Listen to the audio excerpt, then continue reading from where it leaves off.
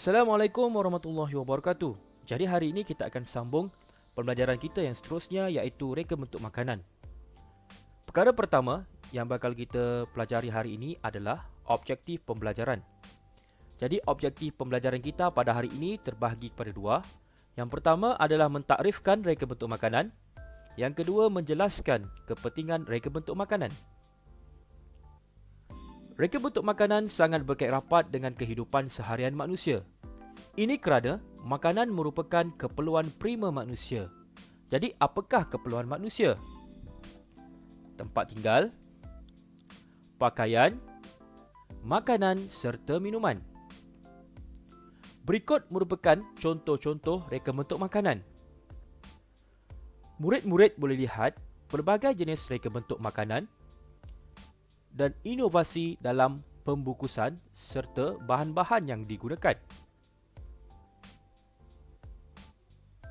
Untuk memenuhi keperluan setiap individu, reka bentuk makanan yang dihasilkan perlulah mampu menarik perhatian mata yang memandang. Sekarang ini kita akan masuk kepada objektif pembelajaran yang pertama, iaitu mentakrifkan reka bentuk makanan. Kita mulakan dahulu dengan takrifan reka bentuk. Reka bentuk merupakan pengetahuan tentang penghasilan idea secara terancang untuk menghasilkan sesuatu produk. Manakala takrif makanan, sesuatu bahan yang boleh dimakan dalam bentuk pepecal atau cecair dan dihasilkan daripada haiwan atau tumbuhan. Jadi takrifan reka bentuk makanan adalah aktiviti merealisasikan idea kepada bentuk makanan yang melibatkan inovasi dan kreativiti. Pelajar-pelajar boleh melihat contoh pembungkusan bagi air atau minuman ini. Pembungkusannya berubah-ubah sehinggalah tercipta satu teknik pembungkusan yang melibatkan inovasi dan kreativiti. Seterusnya kita pergi kepada aspek reka bentuk makanan. Aspek reka bentuk makanan terbahagi kepada 4. Yang pertama merupakan kaedah dan tempat produk diproses, diedar dan digunakan. Yang kedua, makanan dari segi estetika, komunikasi dan juga perwakilan. Dan yang ketiga, kaedah mempromosikan produk makanan sama ada melalui media sosial, media elektronik maupun media cetak. Dan yang keempat, peralatan dan perkakasan yang digunakan. Seterusnya kita pergi kepada klasifikasi reka bentuk makanan. Reka bentuk susunan makanan terbahagi sama ada dalam pinggan ataupun bekas. Yang kedua, reka bentuk pada makanan itu sendiri. Contohnya, nasi goreng nanas kita hidangkan pada buah nanas. Manakala ayam masak buluh, kita hidangkan di dalam buluh.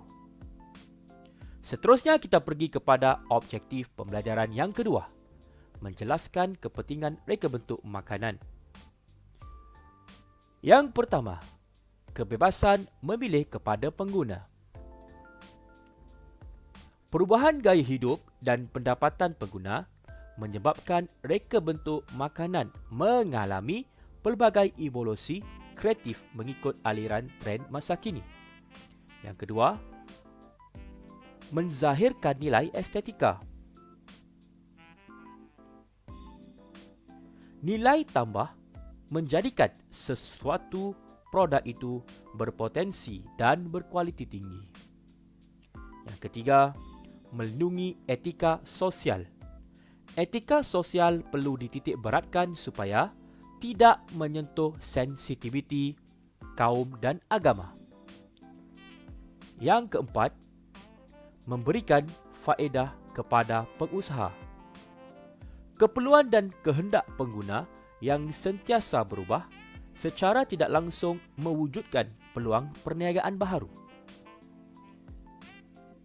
Yang kelima, perkembangan sains dan teknologi.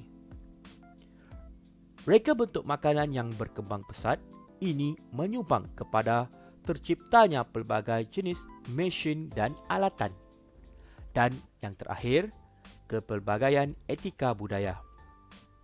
Kepelbagaian budaya di negara kita boleh dijadikan sebagai sumber idea untuk menghasilkan reka bentuk makanan yang menarik.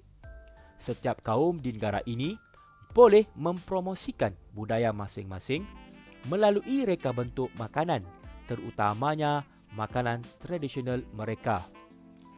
Antara makanan tradisional kaum di Malaysia, antaranya bagi kaum Melayu, ubi rebus, putu piring, lemang. Kaum Cina, yishang atau yusheng, chi chong fan, bakcang. Kaum India, putu mayam, idli dan vadai. Jadi, kita boleh menjadikan makanan-makanan tradisi bagi kaum-kaum di Malaysia supaya mereka mengikut trend masa kini dan boleh dijual dan dijadikan sumber pendapatan. Sebelum kita menamatkan sesi pembelajaran, eloklah dahulu kita membuat latihan pengukuhan. Soalan yang pertama, berikan maksud reka bentuk makanan. Yang kedua, jelaskan 4 kepentingan reka bentuk makanan. Murid-murid diminta menyalin dan menjawab soalan semula ke dalam buku nota masing-masing. Seterusnya, muat naik gambar ke dalam Google Classroom kelas anda. Sekian dari saya, sehingga kita jumpa dalam sesi pembelajaran yang seterusnya. Assalamualaikum dan selamat berjumpa lagi.